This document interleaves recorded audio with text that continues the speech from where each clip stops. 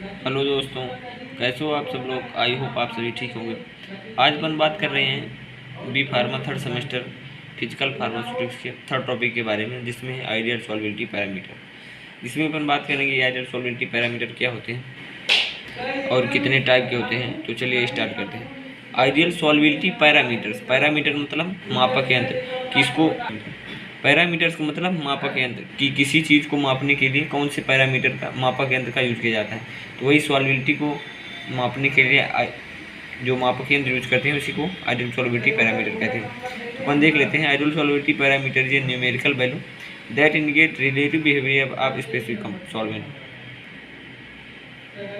मतलब जो स्पेसिफिक उससे रिलेटेड स्पेसिफिक सॉल्वेंट होते हैं उनके लिए सॉल्बिलिटी पैरामीटर यूज किया जाता है। It use to define whether to solute will dissolve in solvent और नॉट। मतलब ये सॉल्यूट डिजॉल्व हो जाता है किसके सॉल्वेंट के अंदर।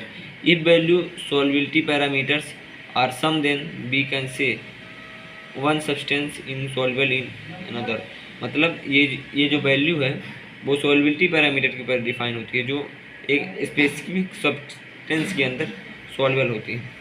इट डोनेटेड बाई डेल, मतलब इसको डेल से डोनेट करते हैं। अपन इसके टाइप के बारे में बात कर लेते हैं कि कौन कौन से टाइप होते हैं। तो ideal solubility parameter basically 2 type होते हैं।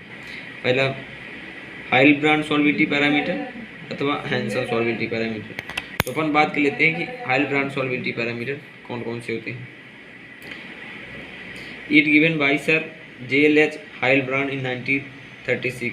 मतलब ये जो हाइल्ब्रांड पैरामीटर है इसको सर जे हाइल्ब्रांड ने दिया था 1936 में। It provide numerical value to degree of interaction between good indicator of solubility. मतलब जो इंडिकेटर होता है वो सॉल्बिलिटी के लिए गुड इंडिकेटर का काम करता है, मतलब बेहतर एक इंडिकेटर मतलब किसी अभिक्रिया को जल्दी से संपन्न करना देना, उसे इंडिकेटर बोलते हैं। तो गुड इंडिकेटर का काम करता है। ये produce by ideal solubility parameter as square root cohesive energy density. मतलब ये कोहेसिव एनर्जी डेंसिटी जो S होता है डेल और ये C को अपन कोहेसिव एनर्जी डेंसिटी बोलते हैं, वो उसके ऊपर डिपेंड करता है। तो S इक्वल टू √C समीकरण नंबर इसको अपन फर्स्ट मान लेते हैं। नाउ अपन को पता है कि C equal to del EV upon V होता है, एक वैल्यू होती है उसके अंदर होता है, जहाँ del EV energy of vaporization and V molar value होती है।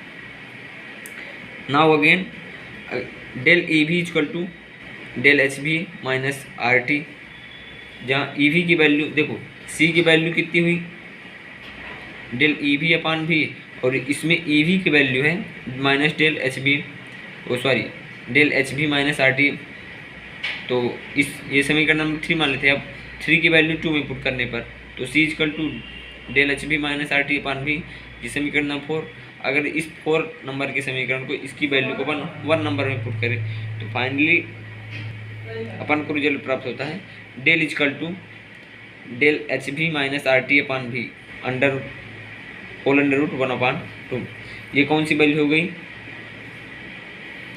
हाइल्ब्रांड वैल्यू। अपन देख लेते हैं कि ये जो डेल है ये क्या होता है। जो ये डेल है ये हाइल्ब्रांड वैल्यू हो गई। Del HV heat vaporization, R universal gas and T temperature and V molar value होती है। तो आई होप आपको ये हाइल्ब्रांड वैल्यू समझ में आई होगी। अपन हैंसन वैल्यू की बात कर लेते हैं कि ये क्या होती है। बात कर लेते हैं हैंसन सॉल्बिलिटी पैरामीटर की। तो ये जो हैंसन थे इन्होंने 1966 में एम हैंसन एक सॉल्बिलिटी पैरामीटर के लिए एक रूल दिए थे।